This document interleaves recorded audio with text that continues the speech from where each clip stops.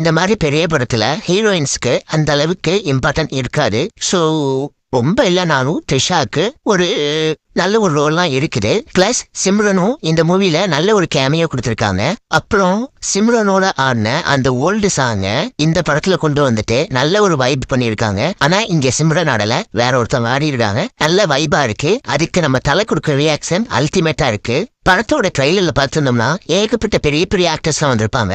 மூவில இதே மாதிரி அந்த பெரிய பெரிய ஆக்டர்ஸ்க்குலாம் பெருசா எந்த ஒரு ரோலும் கொடுக்கல. ஃபுல்லாவே குட்டி குட்டி ரோலா தான் எடுத்திருக்காரு. ஆதி கவிச்சந்திரன் இது ஏகோட படம், இது ஏகேவோட படம், எல்லாரும் உள்ள வந்துடணும் அப்படின்ட்டு எல்லாருக்கும் ஒரு குட்டி குட்டி ரோல் கொடுத்திருக்காரு. ஆனா படத்தோட ஸ்டார்ட் டு எண்டு வரைக்கும் தலைக்கு அல்டிமேட் மாஸ் பண்ணியிருக்காரு. ரெட் டிராகன் அப்படின்னு தலைக்கு ஒரு அல்டிமேட் டயலாக்லாம் எல்லாரும் சொல்ற மாதிரி இருக்கு.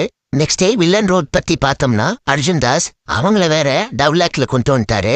ஏகேக்கு ஈக்குவலான வில்லன் அர்ஜுன் தாஸா அப்படின்னு கேட்டா இல்லன்னு தான் நான் சொல்லுவேன். ஏன்னா ஏகேவும் அர்ஜுன் தாஸும் மீட் பண்ற ஃபர்ஸ்ட் மீட்லயே அர்ஜுன் தாஸ் ஏகேவை பார்த்து பயப்பட ஆரம்பிச்சிருவாரு. சோ இத இன்னும் கொஞ்சம் ஸ்ட்ராங்கா பண்ணிருக்கலாம்.